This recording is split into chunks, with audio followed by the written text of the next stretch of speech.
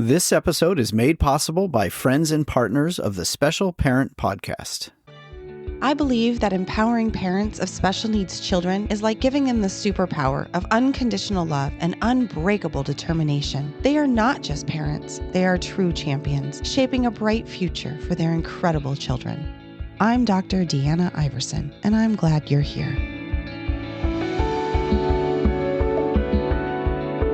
Hello, everyone, and welcome back to the Special Parent Podcast. I'm your host, Dr. Deanna Iverson, and I'm here with a good friend of mine, Melanie.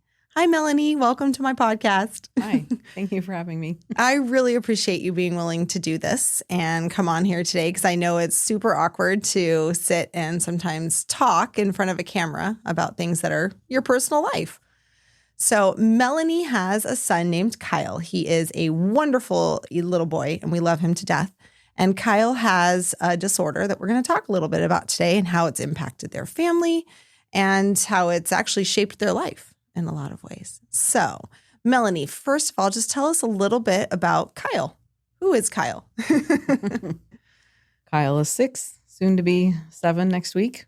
Oh my gosh. He's in first grade. He loves school for the people, for the playing, but he's very good at school. That's great. He gets around. He's very active. He doesn't sit still. You would never know he had a muscle weakness disorder the way he moves. He walks a little funny, but he walks. So most of the time, nobody even notices that there's anything wrong with him. That's amazing. I'm so glad to hear that. So Kyle's disorder, and I want to make sure I say it right, spinal muscular atrophy, yes, also known as SMA. And so that's what your shirt is for today. And we'll talk a little bit about the foundation with that too as we go on. So spinal muscular atrophy, a little bit about like Kyle having that. When did you learn Kyle had SMA? SMA is a neuromuscular disease where they are missing the protein needed for motor neurons to communicate with muscles to function. So if your muscles don't have this protein to communicate, they atrophy. And so that was what was happening to him. About 7 months old, 6 months old, he started, or stopped, is probably a better way to say it, standing, not putting weight on his feet, army crawling. He never crawled. He only crawled with his arms. And he would be sitting in his high chair and then kind of just fall to the side. Like he couldn't sit upright. And I was having him sit on the floor to take Christmas pictures and he would just fall over. I couldn't get him to sit up. Wow. And so I just knew something wasn't off. Something was off. And so it showed up for him pretty early. And what we're going to talk a little bit about when we talk about SMA is there are different types. You educated me on that. So thank you for that. I did not realize that. That was awesome. So Kyle has a little bit of a story for how Kyle came to be. You were telling me that you and your husband had to go through IVF.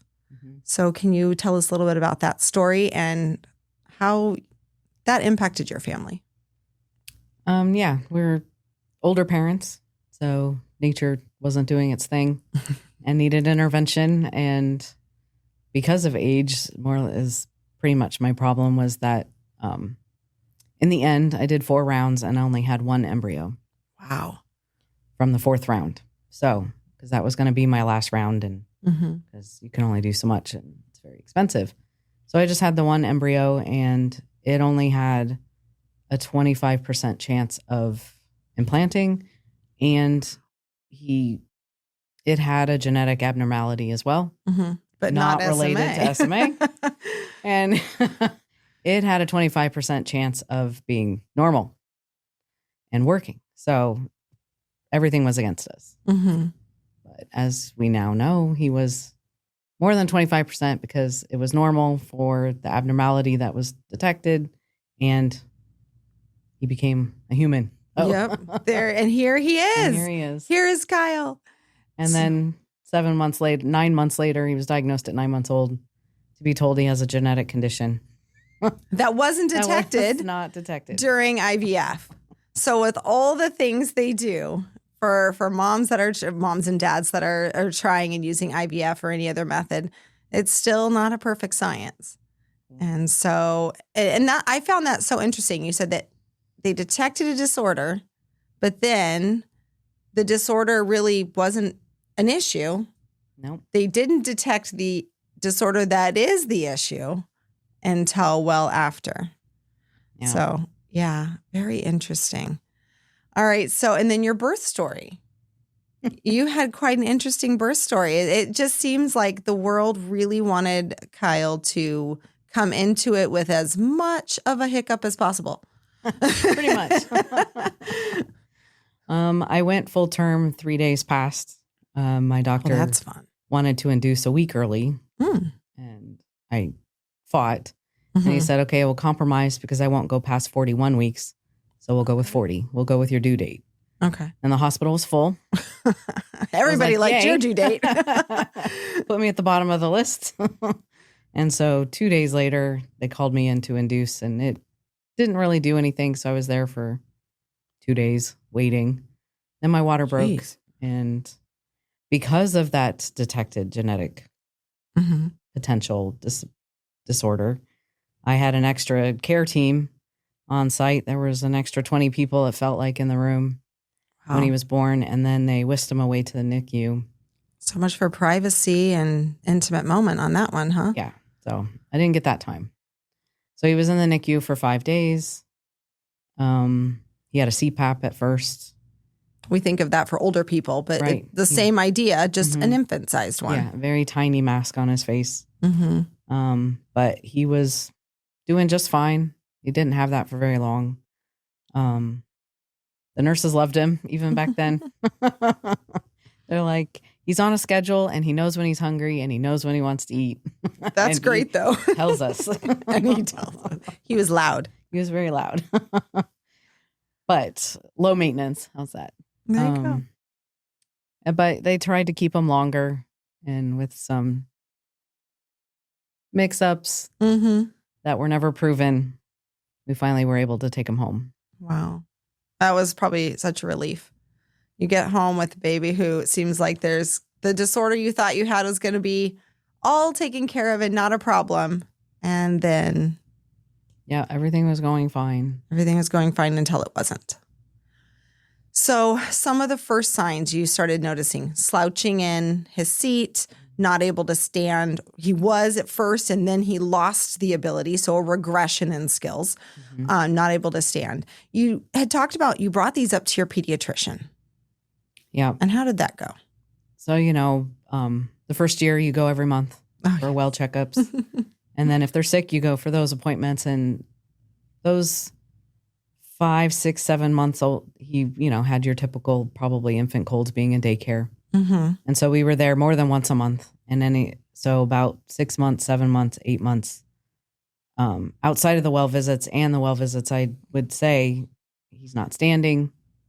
And the doctor tried to say that not all our kids are on their own timeline. They'll stand when they want to stand. So then we're first-time parents, don't want to freak out over everything. Right. And try to just stay observant. But then when it was getting worse, it wasn't like fast progressive, but it was getting worse. It was noticeably worse, but it could have been stronger. We brought it up again, and finally the pediatrician heard me when I said used to stand. Yeah. Those words mean regression. And so he tested Kyle's knee reflexes, and he didn't have any. And None. that's a hallmark symptom. There's no reflexes. Wow. And we always wonder, right? How many times have those of us who are neurotypical-ish sat there and they dunk your knee, right? And you kick, and everyone's like, why do they do this? Now we know. Exactly. They're testing your neuromuscular system. Wow. Okay. And how he was, you said 7 to 9 months around that time? I remember with my middle son, with Trevi, with Trevor, we went to the doctor, and there were so many times I brought up, he just doesn't seem to be doing this. Or I'm watching and kids his age are doing this and he's not even interested or doesn't even seem he's capable. And so many times I felt doctors did not listen to me. They did not really hear. And I got the exact same thing you got. Totally different doctors, by the way, everybody. Different doctors. I got the exact same words you got. Oh, everyone develops on their own curve. He's just on his own curve. And so you just you're okay. You trust your doctors, right? So knowing we've both had that experience, I would say, do you have any advice for parents, even if they're not special needs yet, just parents in general, advice for parents on if there's just something gnawing at you and you feel like you're getting dismissed? Take it with a grain of salt. Listen, be cautious with that too, but be proven wrong. I love that statement. That's my favorite statement. Be proven wrong. It's Prove me not. wrong. This is what I think. Something's not right. Prove me wrong. Right. Don't convince me it's wrong. Don't try to tell me why you think it's wrong. Prove me wrong. There you go. That's a great one because both you and I were proven right. So, and there probably are people who were proven wrong, and that's great. Exactly. But at least make them prove you wrong. I love that. I love that so much. And so now the doctor sends you to, was it a neurologist you said? So the pediatrician sends you to the neurologist. And how did that go? Yeah, he said he was put in a referral, but he said they're busy and don't be surprised if you can't get in till June. And this was December. And so we're like, okay, but now you have us worried because you're referring us to somebody. Right. He didn't give us any of his, thoughts that he was thinking could be wrong. So we're okay. Dan did research. I tried not to. I understand I'm that. sure I did some too, but SMA was on Dan's radar.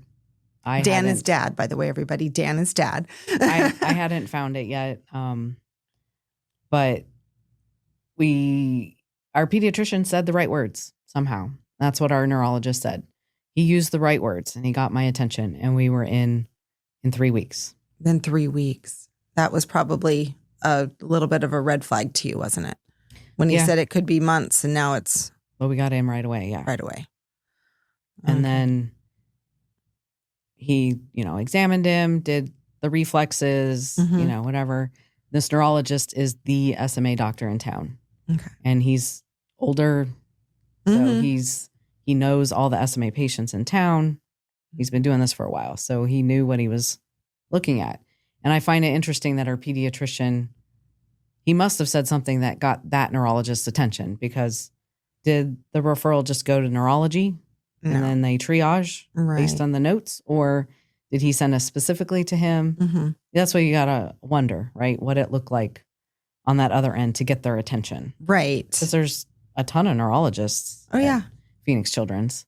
But this was the SMA one. Specialist, the guy who knew what he was doing. It's not like we got bounced between neurologists.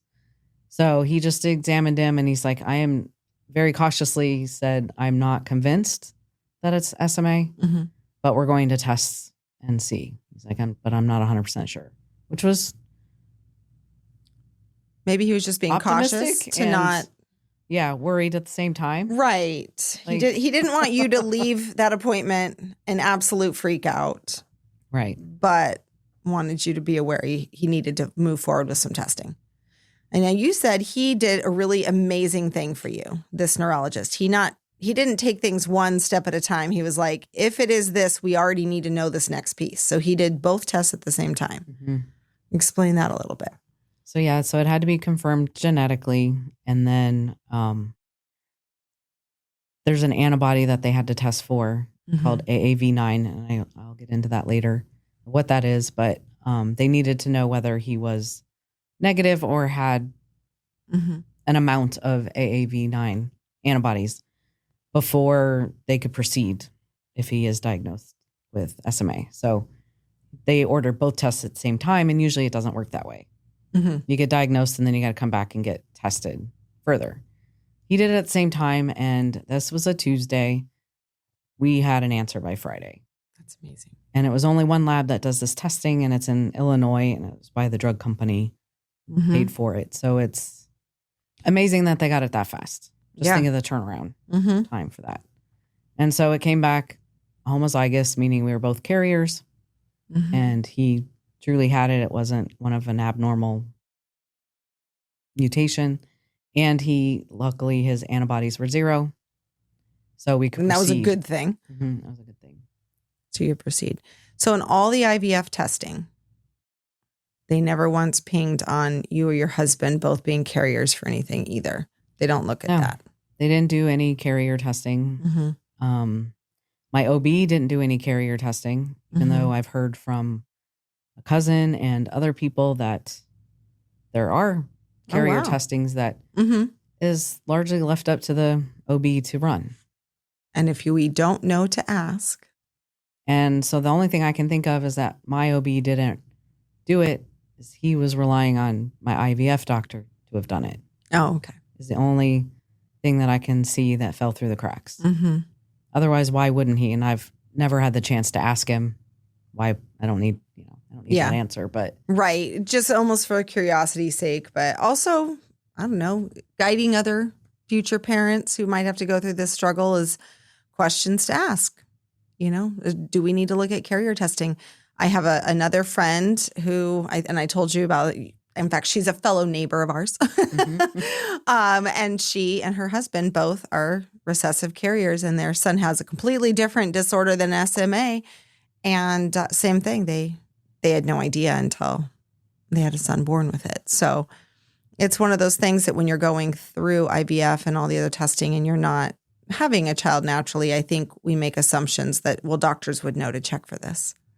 But it's not always common practice. So parents, not saying it would determine if you're going to have the child or not, but sometimes it would just help to know, because as we're going to talk about here in a minute, earlier diagnosis is so important. And so that's key. All right. So now you have a diagnosis and enters insurance, because now we've got to talk treatments and gene therapy. We'll talk about the differences of those next. But insurance became the next hurdle. And I think every special needs parent, even just a regular parent, heck, I had to get an MRI and it took over 2 months to get approval. And I think insurance is our major hurdle right now. Definitely. How did your team, your doctor team, navigate getting insurance approval, especially when time is of the essence for you guys? And how did you handle that stress? So it took 3 weeks from diagnosis to treatment. Which is still fast. Yeah. Which was fast. Yeah. But, and I think even now when they try to submit even sooner than symptomatic, when they're something else we'll talk about, it was actually pretty fast, but it's nerve wracking because every day is damage. Every day motor neurons are what we think are dying. That's another avenue. But so every day is damage, and we're just, why is it taking so long? Because every day is a week. You know what I mean? It's just. And you're watching your baby every day struggle. So that 3 weeks was a very long time, and it was denied twice. And so it went to peer-to-peer review. So our doctor had to talk to the medical director of Aetna. No, it wasn't Aetna at the time. It was Blue Cross, Anthem Blue Cross Blue Shield, to discuss the need for the therapy. The therapy was new. It had only just been FDA approved May of 2019, and this was now February 2020. So the insurance companies are being cautious. They don't have a lot of data. They only have clinical trials to go off of. And the drug company only did clinical trials on the weaker type of SMA. Which is not Kyle's type. He's one type higher, stronger. So to the insurance company, he doesn't fit the criteria and he wouldn't benefit from it. So it was all based on when he became symptomatic. So my doctor again knew the magic words. Comfortable with who he was talking to and didn't say absolute numbers. So he said the right number. He said the right time frame for being symptomatic. And so then they approved it. So he could receive the treatment. And the treatment, so he started treatment at about what age? He got it at 10 months old. 10 months old. When did you start noticing a difference? Well, it's funny because we swear we saw hours later. he sat up from laying down for the first time. And we're like, wow, that was fast. Yeah. But seriously, it was Uh-huh. something he had not been able to do. Right. So we're not exactly sure how that worked, but That was, I think, God's little hand going, yay! Right? All your struggle and all your stress, I'm giving you a little reward. So That's it's hard to awesome. say when we started seeing it because right away, like the next month, we started physical therapy. Mm-hmm. And we did physical therapy twice a week for 2 years. And that we did medical outpatient. So it was a little more intensive Mm-hmm. therapy. And he had a wonderful therapist. And she treated him not as like having a weakness disorder, Mm-hmm. but treated him as a normal infant that had container baby syndrome. Oh. And the way she described that Interesting. was that she'd get a lot of patients where parents stored their kids in a playpen. And so they never had the opportunity to get strong and move. Mm-hmm. And so then they end up in therapy Mm-hmm. to move and get them stronger. So she's Wow. treated him that way. Not that he had a medical condition or a Mhm. diagnosis, but just overall weakness Yeah. and focused on his core. Because our problems was standing Mm-hmm. and crawling. Well, in order to stand, in order to crawl, you need a strong core. Yeah. So that was where his weakness was. If he couldn't do those things, his core was weak, Yep. back and stomach. So that's where she started. And pediatric therapy is play, making him reach for things, do things repetitively, Mm-hmm. that kind of thing. And so that was 2 years. The next 2 years were 1 day a week. So there was progress. And so we were released from therapy when he started school because it Interesting. was outpatient medical therapy, not meant to be long term, and 4 years is long term. That's long term. Yeah. So it was time to go. And so we haven't had physical therapy since. Mm-hmm. And I don't know if we will, but it was enough. So whatever her plan was, Mm-hmm. got him to walk independently Wow. It's amazing. as best as he can. It's not a Right. perfect walk. It's not but perfect. he can walk, and which is a lot to say for symptomatic SMA children, because even his neurologist says that he is the strongest symptomatic Wow. type 2 That's great. that he's seen. That's amazing. So what I hear is how much or how important the right doctor is. Mhm. Your neurologist, being the specialist, knew what to say, knew how to address insurance, knew not to give up.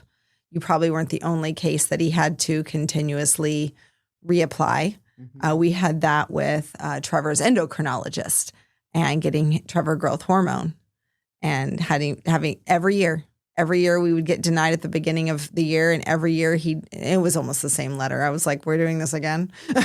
Right. But yeah, it was a constant thing. And the right doctor knowing what to say makes such a difference. And the right physical therapist knowing exactly not only how to work with infants and young children, but the right exercises, because she obviously did an incredible job helping him grow his strength. And she was his first. He was her first SMA patient. They had Oh, SMA wow. patients in the office before, Mm-hmm. but they were, assigned to other therapists. Yeah. And the funny thing is that she was not the one that was assigned to us. We Oh. got her because the therapist we had been assigned to had called out or had an emergency or something. And so she Something. was filling in. But she was very protective of Kyle, and so we didn't go anywhere. Yeah. It was very rare to work with a different therapist. It had to be a good reason. Yeah, exactly. Mhm. Well, it sounds like you found the right people for the right job. Mhm. And a lot of times that's just a blessing from above because we don't know who we're going to get until we have a chance to interact with them in that area, right? So that's great. All right. Talking about SMA. So let's learn a little bit about spinal muscular atrophy and what it is. So we'll start with when you and I were talking, we kind of started talking about disorder versus genetic condition versus syndrome, all these terminologies that are out there in the medical community and the educational community to define something. And for you, it's a very personal choice. So how is SMA defined and how do you label it in that area? SMA, depending on the site you look it up on, all of the terms are synonymous. Mhm. Condition, syndrome, disease, Mhm. and disorder. I don't like to call it a disease. It's a genetic condition. Mm-hmm. I don't think it's a syndrome either, because syndrome is more of maybe a multifaceted and multi-symptom area where more than one thing is affected. Mm-hmm. That is more of what I think a syndrome is. Disease for me is more of something that is contracted Mm-hmm. and then Can be passed. fixed or, Mhm. Contagious Mm-hmm. kind of situation for definition for me. And so I see it more of a condition or a disorder, because it's a disorder of the neuromuscular system and the central nervous system. So yeah, I don't like to call it a disease, but there are a lot. MDA calls it a disease. Okay. Because spinal muscular atrophy, SMA, is under. It's under the Muscular Dystrophy Association umbrella. Because MDA focuses on all of the conditions, disorders that are neuromuscular and central nervous system based. So this one's one branch of that very large tree. Mm-hmm. Yeah. And there's a lot of disorders that are out there that are under umbrellas of other ones, just because a lot of times you need a larger group to help, because it's rare to help smaller groups get funding, get research, get access to things. So it would make sense. It's, underneath an umbrella of something bigger. It does have similar characteristics in the fact that it affects neuromuscular. So, all right. So let's see. You said there were 5 types. 5 types of SMA. Can you please describe each of those types? Yep. There's 5 types, type 0 through type 4. Okay. And until now, I think they're rewriting that criteria. But right for now, the types some types are determined based on symptoms and age of onset. So type 0 is in utero. A lot of times they're not born live. If they are, they don't live for very long because they're just too weak overall to where their respiratory system can't handle the weakness. And so they drown, they suffocate. Wow. And that's how the older SMAs, how they end up passing away, is from respiratory failure. Most of the time, SMA starts the lower extremities and the weakness makes its way up. And that's how Kyle's was. His is lower extremity. Like you said, army crawling. Yeah. Because lower extremities weren't working right. And so type 1 is the most common. I think like 60% of SMA cases are type 1. They're diagnosed most of the time they're born with symptoms. So they're the flaccid baby. They don't move a lot when they're born. And then 6 months or younger, they have problems. Like they're definitely not moving. Kyle was typical until around that time 6 frame. months. Type 2 can be from 6 months to 18 months. And then type 3 is around 18 months to adolescent.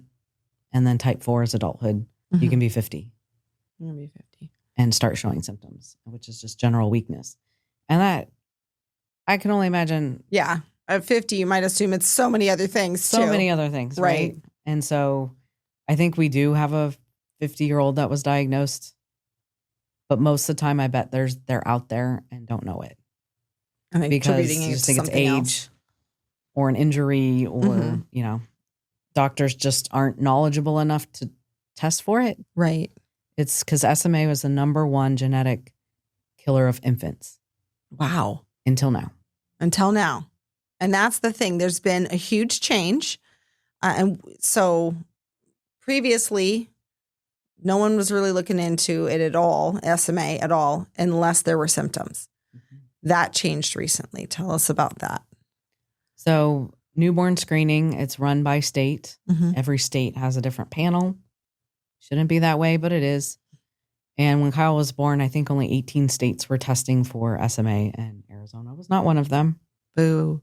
So in 2023, it became part of Arizona's panel. And by 2024, all 50 states were testing for SMA. That's great. So that was accomplished.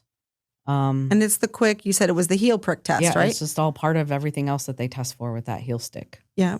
So that heel stick is really important for future parents. Get the heel stick because again, SMA is something that if you're treated early enough, you actually can go almost without symptoms now. Right. So if it's diagnosed at newborn screening, which we are missing some right now with newborn screening, it's false negatives and home birth rates are a lot higher.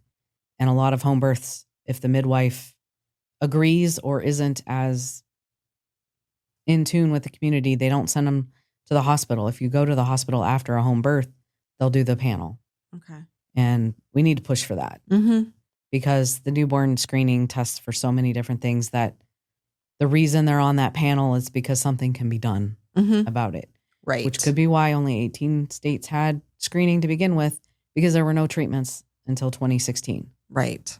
It was It's so new. progressive terminal condition, which is why it was the #1 infant killer. Now there's treatments and something can be done about it. So if it's found on newborn screening, within 7 days, even hours, we have a treatment that can be given to slow the progression. So it can't be their only treatment, but it's used as a bridge until they can get gene therapy through insurance. Right. So there's treatment, which is medical as far as prescription in nature. Yeah. And they're genetic. They're genetic. And then there's based. genetic treatments, which are seen more as a cure. Not yet. Not yet. Okay. Because if you look at the definition of cure would be eradicating Okay. SMA. And you can't eradicate unless you modify the genome. So anyone with SMA or a carrier can still pass it on. Okay. If we can eliminate that, then it's a cure. But the next best thing to a cure is getting gene therapy, which delivers the gene you're missing, stops the progression of symptoms.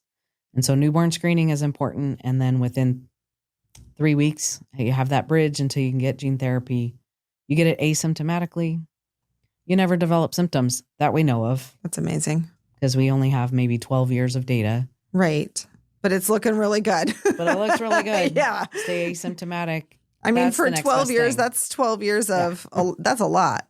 That's the next best thing to a cure because you have stopped symptoms. They don't lose it. You're so involved in the community. You actually know how the gene therapy works. And I found it really fascinating when you told me they use a virus.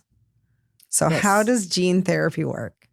So they use a virus as a vector, meaning a delivery person to the motor neurons in the body to deliver the gene that codes for the protein. And so it's floats around in the body. It never goes inside a cell. And that's why it's theorized to be permanent because there's no cell regeneration. Right. It's not being cleared through cell autopsis. It just hangs out. Yeah, because all our cells die and are not reborn. Sorry, they're new cells are made and older cells die. And if it went into the cell, then when the cell died, it would go away. But these don't do that. These don't do it. It So they floats float around around. and produces the protein, and then the motor neurons take that protein and function. The protein is the food. That's fascinating. And so this viral vector is the AAV9. And if you remember that term, that's what I used as part of the testing for diagnosis. They test for the antibodies. So it's a benign adenovirus that doesn't cause disease, but it's in the adeno family, and adenoviruses infect the body like the flu, infect the body systemically. Wow. And so gene therapy, the way they developed it, it's intravenous, it's an infusion. They take out the genetic code for the virus and put in the protein gene. Yep. And then they just float around and infect the body with the gene for the protein. Wow, that's amazing. So if you have antibodies, you're going to attack it. And so the therapy won't work. And is there a way to get rid of the antibodies if you have them? So yeah, that's why they test it and they do a titer, and they have to be below 50, I think is the number. So it's something that I don't quite know how to describe other than the baby probably got it from the mom because it's an adenovirus. And so you just have antibodies and then they wane. And so they wait. It just takes time for it to wane. There isn't anything they can give them to do it. And so then that just prolongs treatment. Right. It just makes you have to wait a little longer to get the treatment, which can be, and it can have a negative effect, can be pretty scary to think about, but it shouldn't take too long. So it's critical because you're going to pump the baby with $2.1 million of There's that insurance company coming in going, whoa, do we need this? So it's critical that you have no antibody to that virus. You don't want to just kill off the goodness you've just stuck in there. And I want to say there's hundreds of adenovirus varieties, and several of them are already being tested for other therapies, but this one is the first gene therapy to be approved. Wow. That's amazing. Holy cow. So much there. You guys started seeing some changes in Kyle pretty much right away. And Kyle's continuing to grow and develop. How has having SMA for Kyle, how has it impacted Kyle? We'll talk about you and your husband also, but how has having SMA impacted him? I would say the biggest impact is his interaction with his peers. He can't keep up with them. And so his yearning is to run and jump. Yeah, like a kid. So he can't, his kids will play tag. His friends will play tag. His friends will run away from him, run off to play and leave him behind.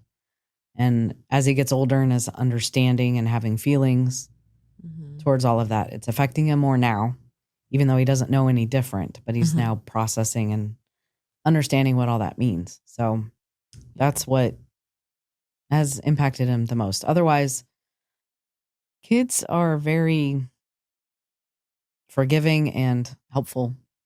And so for the most part, his peers help him. They just know to give him a hand to get up or carry something, hold the door for him, or they just accommodate themselves. Like they just don't even have to be told. That's amazing. And what about at school? How has it impacted him at school? It really hasn't. Carlson is amazing. It's an amazing school. They welcomed him. We do have a 504 plan, but it's a formality. And it's just to make sure everyone's on the same page. But the PE teacher there is amazing. That's great. And the district has amazing support.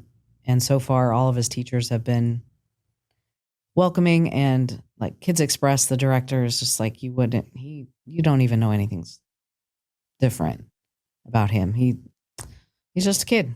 That's great. So Chandler Unified School District here in Arizona and Carlson Elementary. So shout out to them for doing such an amazing job, because the public school system doesn't always get the kudos. Right. And so this is one of those areas that they're really a shining star in. So we want to say thank you, Chandler. Well, that's great. So I'm glad to hear, as far as school goes and everything else, yes, there's social issues. But he's learning to overcome them. And as kids mature, they're going to learn to overcome those. Children are selfish. They're naturally selfish individuals, right? And so half of the time they probably don't even think about the fact that we just ran off without Kyle. And then they look back like, oh, right, we had Kyle here, right? Right. So, that'll probably get a little better as time goes on. And hopefully he doesn't end up having a situation with someone who's not so kind. But we know that those happen for families too. So impacting you and your husband. I mean, it's been a long journey, and it's really still the beginning for you guys and your family. How has having SMA for your son impacted you and your husband? Mainly all of the appointments. Right. The time away from work, the time of having to have him somewhere, and just hyper focusing on that. He is on a current treatment that we have to give every day, and I really didn't want to sign him up for something like that at this age, because as far as we know, it's permanent. Gene therapy is one and done. Wow. Perfect. One and done. The very first treatment that was approved is a epidural Really? administration. Ooh. Who wants to do that to a baby? No. Or a child? So unfortunately, that was the only treatment in 2016. And so very many people are still on it because of either fear of losing what they've gained or multitude of reasons. But to me, that would be my last resort. And it's quarterly, I think. So you would think that I would want that, but no. I'll take the treatment he's on daily, but it's an oral solution. So it's not a shot. It's an oral solution. It's an oral solution. And then as he gets older and weighs the proper amount, there's a max.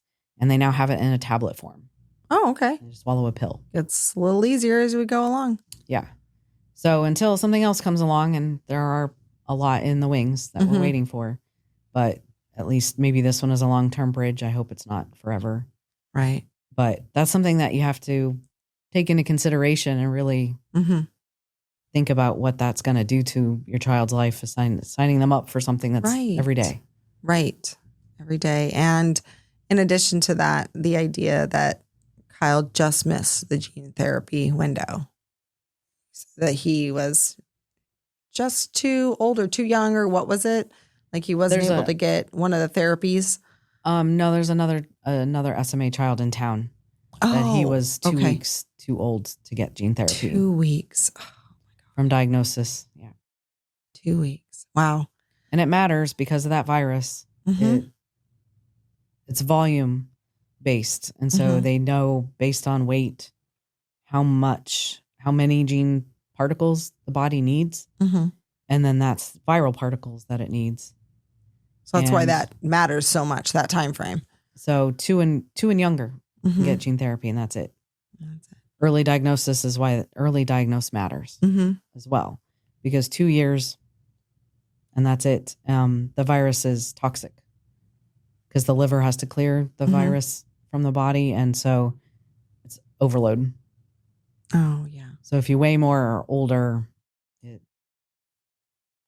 you don't want to compromise your organs. So that's why they have that criteria. Interesting. And you said that they're hoping to actually, they're doing studies right now, and they're hoping to increase that age group though. Yes, actually in October, they approved gene therapy for 2 years and older. Okay. And it's a lumbar injection. It's an epidural, but it's one time. One and done. But it went through all the trials and it got FDA approved, I believe, last October. So that's amazing. Yay. So much hope for so many people. Yes. That, stops the progression. And like I said, every day is damage. So the older you are, the more damage you've had. Right. So they're not going to see the same improvements. But hey, they're getting weaker every day too. Right. And so this stops that. That's wherever amazing. it is. It stops it in its tracks. You told me that when Kyle was younger, because of his SMA, one of the conversations you and your husband had was, do I roughhouse? Because it's a dad and he's got a boy. Do I roughhouse with Kyle? Because it's just a natural dad instinct. I mean, my husband and one of my sons were wrestling in the living room the other night, and I'm sitting here going, it's bedtime. But that's how they get ready for bed. Right? He always does it right before bed. Always. It's relaxed time. Don't get them all riled up. Amen. Amen. Oh my gosh. I think it's a common mother versus father-son dynamic. Seriously. So that was a discussion you guys actually had, and you said your doctor had an opinion on it. Yeah. So I brought it up to probably the neurologist. He's weak, and so he can't resist forces. That's his biggest thing. Kids can bump into him and he's going to fall over. He can't steady resist. He can't change his force to, I can't talk. Yeah. So it's fine. I get what you're saying. It happens to me all the time. Forces and have opposing forces. He's going to go in the direction of the force. And so I was worried about dad being much bigger and stronger, roughhousing with him, breaking something or, right, hurting him because he can't fight back, if you will, with his body. And so his doctor was basically, no, I don't want to discourage that because it's teaching him to fight back. And it's almost like a form of exercise. It's a little extra PT. He will learn to push back. His body will want to oppose. those forces. And so it's another form of PT. That's awesome. That's great. So dad was like given the green light. Yeah. Go and have all the father-son wrestling fun that you can have, right? All right. So you are, one of the ways it changed your life is you have become very active in Cure SMA. And that's an organization that specifically focuses on trying to help families as well as communication with the medical community. So can you tell us a little bit about what is Cure SMA? Cure SMA is an organization for the community. It started in 1984. So SMA... It's not that old. No. SMA was first discovered in the late 1800s and didn't know it had a genetic component till the late 90s. Okay.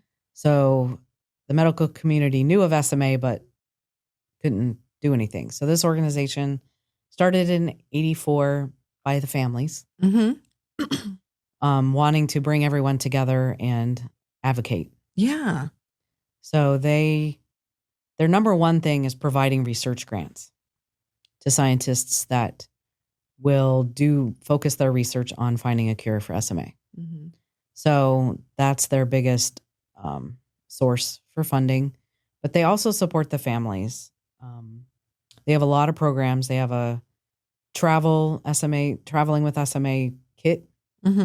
They have a teenager kit. They have all kinds of things. They have a lot of literature and programs to get kids situated in college, going to college with SMA, what all that looks like. Oh, how neat.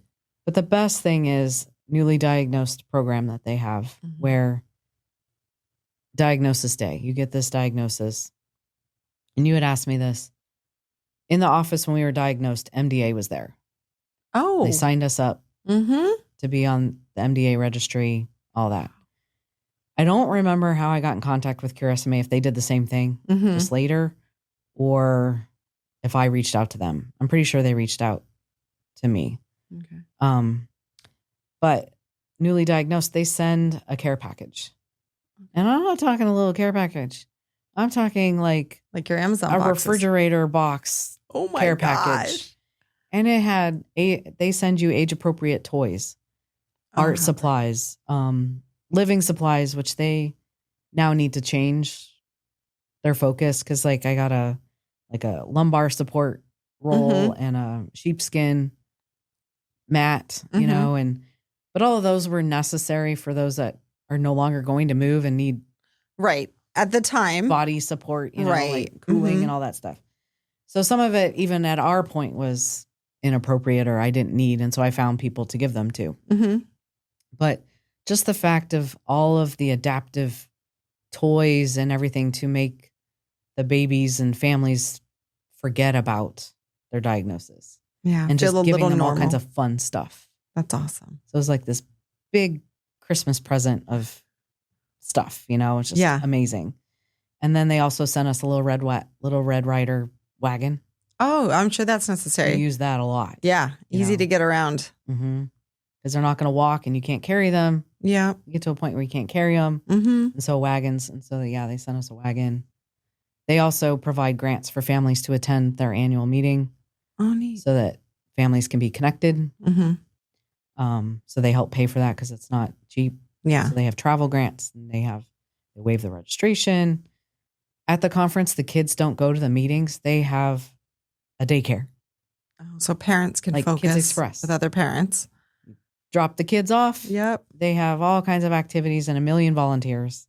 That's amazing. And then the parents are off learning at the meeting.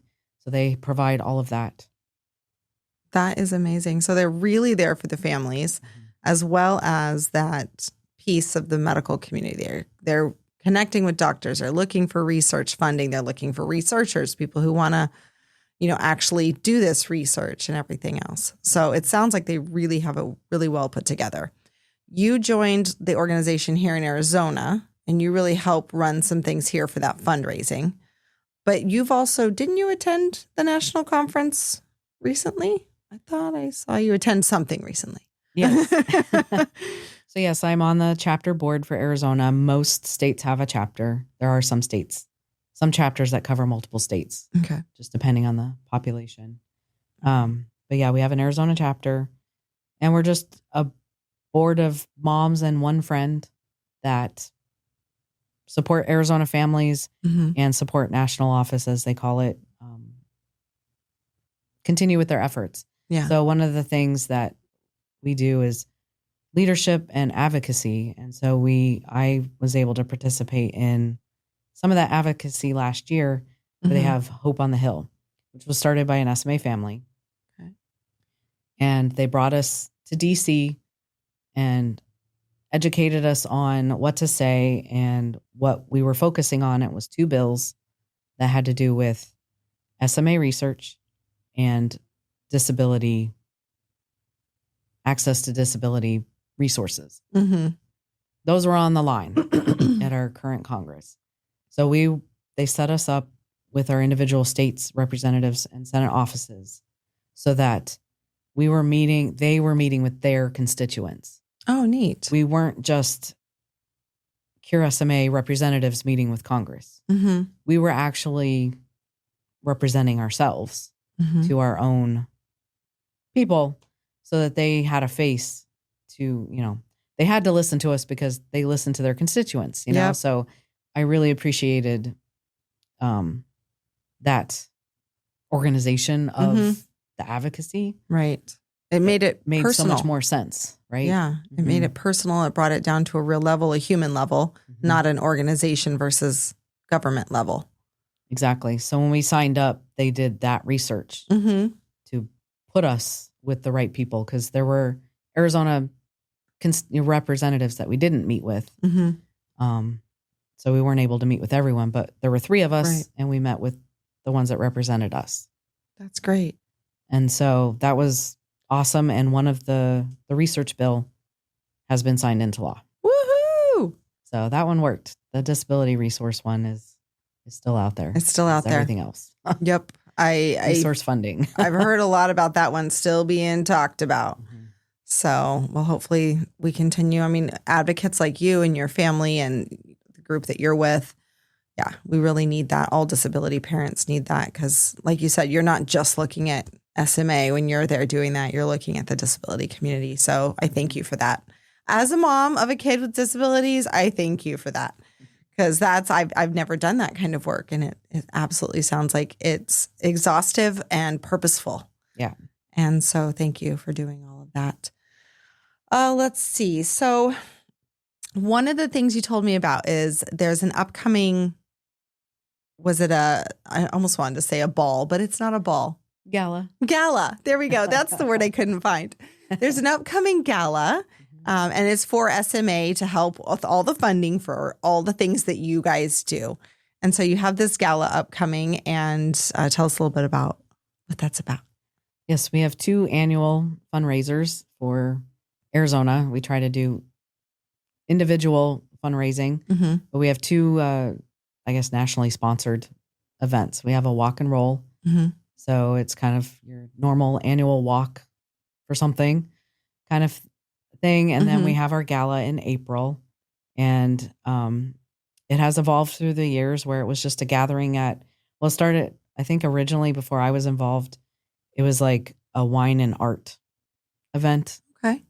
But then those connections go away after time. And then it was just a gathering at a bar, so you're kind of limited to who wants to go hang out at a bar and donate money and kind of thing. So it was pretty low key, if you will. And low fundraising. Right. So last year we took a leap of faith and said, let's shoot for the stars and see what we can do different. And we doubled the ticket cost, but just doing that, our costs didn't change as much. And we were able to raise $70,000. That's incredible. With just changing the venue. We went from a bar to a ballroom. Yep. And it was a very magical night, and people were very generous. And I've already seen a lot of the same people coming back. Yay. So it's a good sign. It was a good thing. Yeah. People enjoyed themselves. And so we are now tasked with raising $100,000 for one event. Incredible. Go from $2,200 to $100,000. Yep. In 2 years. It's incredible. Is what we're tasked with. But we went from 2 to 70 in 1 year. So you can do it. You've got an incredible team, it sounds like. We do. We have an amazing committee, and our outreach and connections, our efforts are amazing, more than I can imagine and anyone can do individually. There's a passion as a special needs parent, right? And I think it drives us. It definitely drives us. Speaking of that passion, you educated me about the Ryan House, and that is only an Arizona thing, but it's a great idea for anyone else out there. What is the Ryan House? Ryan House is a respite house for anyone, any disabled family can send their kids to this house. It's in Central Phoenix, I believe. I haven't been there yet. For a vacation. So like the whole family can stay there. And so that way they can be a family because they provide the caregiving and you can put that aside and just do fun things as a family. Just be a parent. Or if the parents need to go to a funeral or need a vacation, they can send their kids to this house and have the proper caregiving while they can get away and have that respite. They can know their child has medical care as well as, whatever the accommodations or the modifications of living are for their child with special needs. And it was started by an SMA family. Their SMA family son is no longer with us. And I think that was their driving force as well. They stay connected to us with our community and help us out as well. But their mission was to help the disability community by providing Ryan House and that their son Ryan. Yep, their son Ryan. So that is an honor to him in a way that we definitely, and any of us who have had a loss in our life, we know that it's meaningful to us that are still here to find a way to honor that person in our life. And that was such a great way that they found to honor their son. That's amazing. All right. So in closure, any last minute thoughts that you have for special needs parents out there, SMA or not, as far as just navigating medical, life, parenting, anything little nugget of wisdom that you can leave us with? It's not easy and it's not going to be. You're constantly advocating. So always have your boots to the ground because that's your life. Your life is now an advocate. And you don't have anyone on your side. No one is looking out for you or your kids. You have to look out for them. Yeah. So you can trust your doctors, you can lean on them, but you are still on high alert. You have to advocate. You have to be aware of everything at any time. Yeah. Yep. And it doesn't have to be lonely. No, we're out there. Find a community. Our neurologist says we are the SMA mafia. I love that. Because he swears we find each other before he does. That's amazing, though. Because of HIPAA, he's not allowed to tell us about new families. Oh my gosh, that's true. Yeah. So we find them. Cure SMA reaches out to them and then tells them that they have a chapter. But then it's up to that family of whether they want to be involved or need the support. Because there are families that don't want to be involved. There are. And I remember that with Trevor having KBG, where Arizona is one of the largest populations of known KBGers, mainly because of Phoenix Children's Hospital. And same thing. We know that there are families out there that just don't want to be involved. And that's their personal choice. And that's great. It's just, if you need support, it's out there. It's out there. It's out there. Go find it. Even if it's not SMA, if you don't even contact, if you're listening to this and you're going, my kid has something else, contact Cure SMA and say, my kid doesn't have that, but I need help finding a community. SMA is moms. They'll help you. Yep. They want to, I think we all just, we're going to volunteer, we all want to be together. We want to help out everyone out there to help find those resources. And like you said, trust your gut because you are the advocate for your child. You are it. And it's not easy, but man, it's rewarding. It is rewarding in the end when you see those changes, when you see those miracles take place in our kids or our adult children. And to bring them together because children want to find something like them. Yes.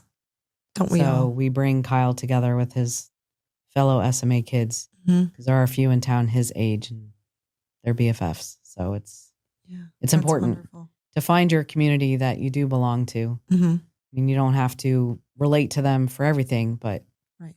you do have that one thing in common. It's the community you never wanted to be a part of. Yeah. Never thought you would be, but The blessing you never knew was coming and maybe didn't see as a blessing at first. But yep, that's wonderful. Well, Melanie, thanks so much for joining me today. thank you. And I am really excited to see Kyle again soon.